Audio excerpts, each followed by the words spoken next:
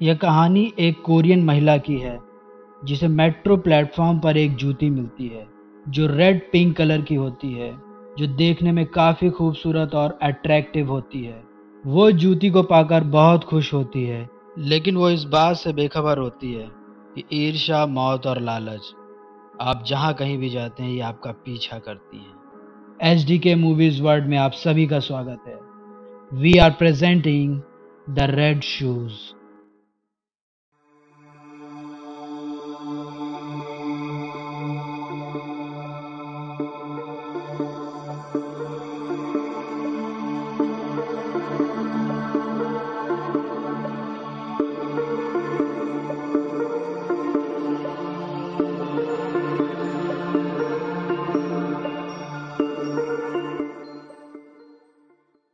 कहानी की शुरुआत में हमें एक लड़की को दिखाया जाता है जो मेट्रो स्टेशन पर अपने दोस्त का इंतजार कर रही होती है। तब वहां पर उसे एक बहुत ही खूबसूरत और अट्रैक्टिव रेडिश पिंक कलर की जूती दिखाई पड़ती है। वह जूती उसे बहुत पसंद आती है और वह उसे पहन भी लेती है। कुछ ही देर में हम देखते हैं कि वहां पर उसकी फ्रेंड भी आ जाती है। उसकी फ्रेंड को भी वह जूती बहुत पसंद आती है। उसके बाद उन दोनों में उस जूती को लेकर बहस होने लगती है। अंत में उसकी फ्रेंड उससे वो जूती छीनकर खुद पहन लेती है और वहां से जाने लगती है। कुछ दूर आगे बढ़ने पर उसे एहसास होता है कि शायद कोई उसका पीछा कर रहा है। जैसे ही वह पीछे मुड़कर देखती है तो अचानक एक अदृश्य शैतानी शक्ति वहां आती है और उसके दोनों पैर कट जाते हैं। वह जमीन में नीचे गिर जाती है और जोर जोर से चीखने लगती है। यह सीन काफी दिल दहलाने वाला होता है। मूवी के अगले सीन में हमें एक फैमिली को दिखाया जाता है जहां पर हम सुनजी नाम की एक महिला को देखते हैं। वो किचन में खाना बना रही होती है, लेकिन उसकी बच्ची और हस्बैंड बाहर बैठे होते हैं। उनके रिश्ते में काफी अनबन चल रही होती है, जिसकी वजह से उनका रिलेशनशिप अच्छा नहीं चल रहा होता है। एक दिन सुनजी जब अपने काम से घर लौटती है तो वह अपने पति को घर में किसी और के साथ देख लेती है। यह सब देखकर उसे बहुत दुख होता है और वह अपने पति से अलग होने का फैसला करती है। इसके बाद वह अपनी बेटी को लेकर वहां से चली जाती है और अलग एक अपार्टमेंट में रहने लगती है। यह अपार्टमेंट बहुत ही पुराना और सुनसान होता है। वहां सुनजी के अलावा सिर्फ एक बूढ़ी औरत रहा करती थी। लोगों का कहना था कि वहां बुरी आत्माओं का साया है, क्योंकि उस अपार्टमेंट में अजीबोगरीब घटनाएं हुआ करती थी, जैसे अजीब अजीब आवाजों का आना और लाइट का अपने आप आना और चले जाना। सुनजी यहाँ पर मजबूरी में रह रही थी क्योंकि उसके पास इतने पैसे नहीं थे कि वो एक अच्छे अपार्टमेंट में रह सके। वो जब अपने कमरे में जाती है तो वहाँ देखती है कि कमरे की हालत कुछ ठीक नहीं है। वह कमरे की साफ सफाई और रिपेयरिंग में लग जाती है। कमरे की साफ सफाई करते वक्त उसकी नजर एक बल्ब पर पड़ती है। वो जैसे ही बल्ब को ठीक करने आगे बढ़ती है, देखते ही देखते बल्ब ब्लास्ट हो जाता है, जिससे उसकी आंखों में चोट लग जाती है। वह अपनी आंखों के इलाज के लिए अपनी डॉक्टर दोस्त किम के पास जाती है और यहाँ हमें पता चलता है कि सुनजी खुद भी एक डॉक्टर होती है और उसका क्लिनिक अभी बन रहा होता है। इसके बाद हम देखते हैं कि सुनजी घर जाने के लिए मेट्रो का वेट कर रही है। वेट करते करते अचानक उसकी नजर उन्हीं पिंक जूतियों पर पड़ती है जिन्हें हमने मूवी के स्टार्ट में देखा था, और वह भी इन जूती को देखकर अट्रैक्ट हो जाती है। उसे लगता है कि शायद यह जूतियां यहाँ पर किसी ने उतार कर रखी हैं और वह उन जूतियों के ओनर का वेट करने लगती है। काफी देर वेट करने के बाद जब उसे यकीन हो जाता है कि इन जूतियों का मालिक यहाँ पर नहीं है, तो वह उन जूतियों को उठाकर अपने घर ले आती है। और अगले सीन में हम देखते हैं कि सुनजी अपनी ड्रेसिंग टेबल की चेयर पर बैठी होती है और उन जूतियों को पहनकर ट्राई कर रही होती है। और जैसे ही वो उन जूतियों को अपने पैरों में पहनती है, उसे अजीब अजीब से दृश्य दिखाई देने लगते हैं। वो अपने दृश्यों में एक लड़की को देखती है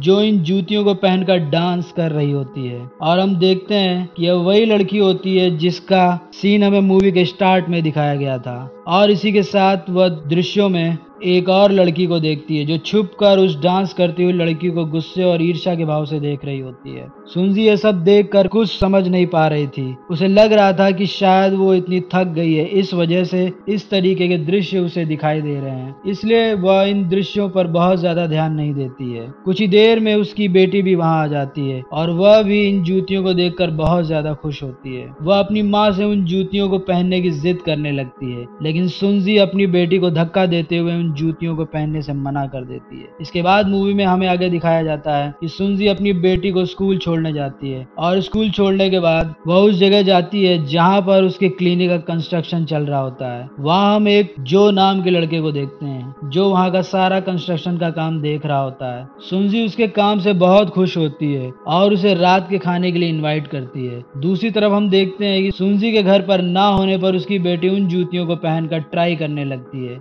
वह जूतियां उसके पैरों के साइज से बहुत बड़े थे, लेकिन फिर भी वह उन जूतियों को पहनकर चलने लगती है। चलते चलते वह एक शीशे के सामने आती है। उसकी बेटी खुद को उस शीशे में एक अलग ही ड्रेस में देखती है और उसकी जूतियों का साइज भी अब एकदम फिट हो चुका होता है। इसके बाद हम देखते हैं कि जो उस रात सुनजी के घर डिनर के लिए आता है, उसकी बेटी जो को देखकर खुश नहीं थी और गुस्सा करती हुई अपनी माँ सुनजी से पूछती है कि ये कौन है और यहाँ क्यों आया है और आप पापा के साथ क्यों नहीं रहती हैं, आपकी उनके साथ किस बात पर लड़ाई चल रही है। ये सब सुनकर सुनजी को बहुत गुस्सा आता है और वह अपनी बेटी को वहां से जाने के लिए कहती है। इसके बाद सुनजी जो को अपने पति के बारे में बताती है और वह यह भी बताती है कि क्यों वह दोनों अलग रह रहे हैं। इसी बीच बातें करते करते जो की नज़र उन जूतियों पर पड़ती है। उसे भी वह जूतियां बहुत अट्रैक्टिव लगती हैं। थोड़ी देर में एक लड़की अचानक वहां आ जाती है और वह आते ही सुनजी को मारने लगती है। जो उसे रोकने की बहुत कोशिश करता है, लेकिन इसके बावजूद वह सुनजी को लगातार पीटती रहती है।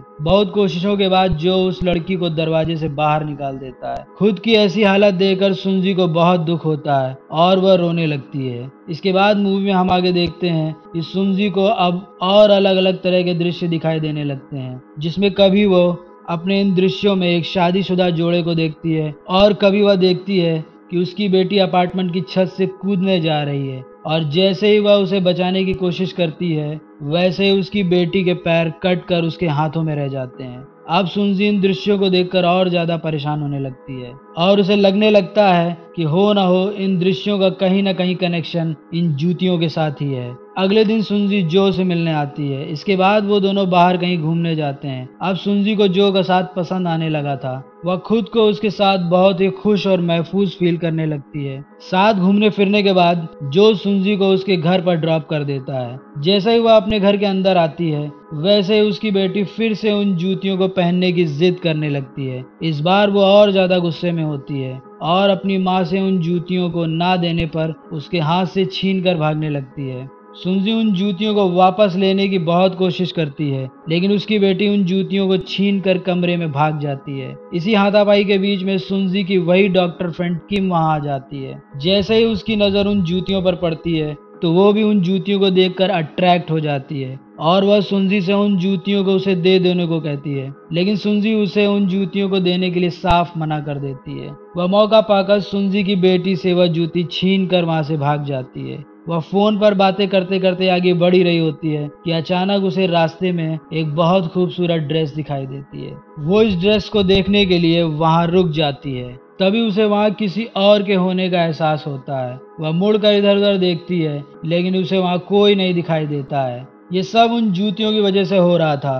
तभी अचानक उसके पीछे कोई आता है और अपने हाथों से उसके मुंह को दबाकर उसकी दोनों आंखें बाहर निकाल देता है और उसे हवा में लटकाकर पीछे की तरफ धक्का दे देता है, जिससे वहां कांच की दीवार को तोड़ती हुई वो नीचे गिर जाती है और वहीं पर उसकी मौत हो जाती है। इसके बाद हम देखते हैं कि उन जूतियों की वजह से उसके भी पैर वहीं पर कट जाते हैं। इसके बाद अब पुलिस इन्वेस्टिगेशन शुरू हो जाता है और पूछताछ के लिए सुनजी को बुलाया जाता है, क्योंकि किम सुनजी से ही आखिरी बार मिली थी। पुलिस को इन्वेस्टिगेशन के बाद यह पता चलता है कि पिछले 60 सालों से कुछ ऐसी ही घटनाएं हो रही हैं और जिसमें कई लोगों की जान जा चुकी है। सुनजी जब अपने घर पहुंचती है तो वो जूतियों को अपनी बेटी के पास देखती है। इन जूतियों को देखकर वो बहुत ज्यादा घबरा जाती है। वो इन जूतियों को अपनी बेटी से छीन कर कचरे में फेंक देती है और जैसे ही वो अपने कमरे कमरे में वापस आती है, वो देखती है कि वो जूतियां उसकी बेटी के पैरों में ही होती हैं, जिससे अब सुनजी और ज्यादा डर जाती है और देखते ही देखते उसकी बेटी के पैरों से खून निकलने लगता है।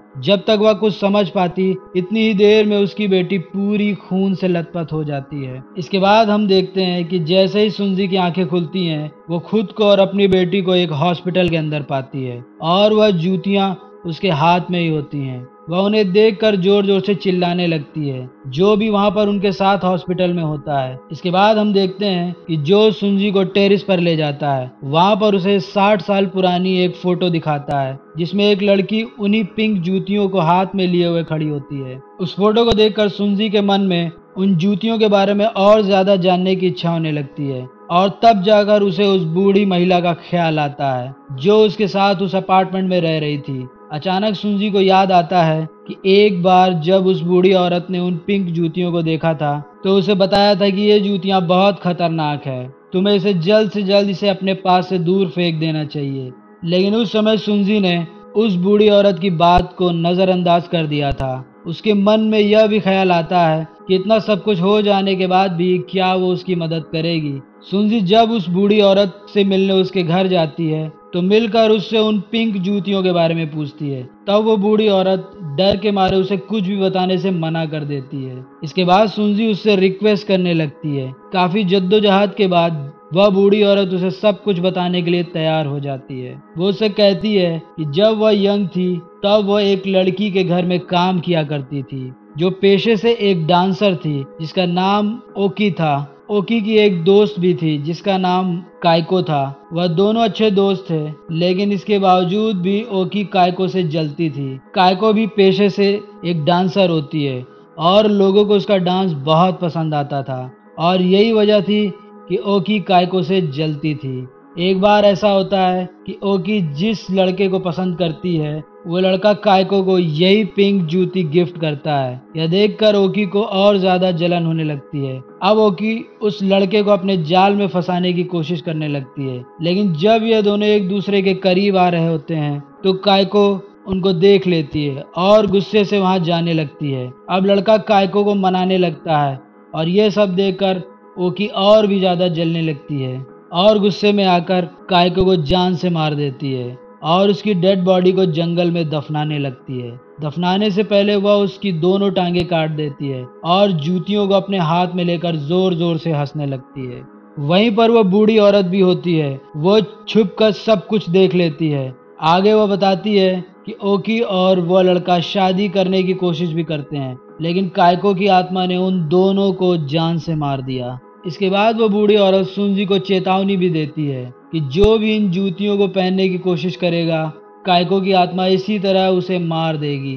बूढ़ी औरत की सारी बातें सुनने के बाद अब सुनजी काइको की कब्र खुदवाती है। जैसे ही उसे उसकी बॉडी मिलती है, वह उसकी बॉडी को उन पिंक जूतियों के साथ एक कॉफिन में फिर से दफन कर देती है। इसके बाद वह खुद को बहुत ही रिलैक्स महसूस करती है, क्योंकि उसको लगने लगता है कि अब शायद काइको की आत्मा उसको परेशान नहीं करेगी। इसके बाद वो उस रात को जो के पास जाती है और वहां जाकर उसे पता चलता है कि जो अब उससे नफरत करने लगा है, और वह सुनजी से कहता है कि अब उसे उसकी सारी असलियत पता चल गई है। उसकी बेटी ने उसे सब कुछ बता दिया होता है कि असल में उसने अपने पति को कभी डिवोर्स दिया ही नहीं था, बल्कि उसने अपने पति को किसी और के साथ देख लिया था और उसने अपने पति का उसी वक्त कत्ल कर दिया था। जो सुनजी से कहता है कि दरअसल वो एक अब मर्डरर है। ये सब सुनकर सुनजी बहुत डर जाती है। उसे लगता है कि जो अब उसकी असलियत जान चुका है और कहीं वो पुलिस स्टेशन जाकर कंप्लेन ना कर दे, इसलिए वह अब जो को भी मार देती है।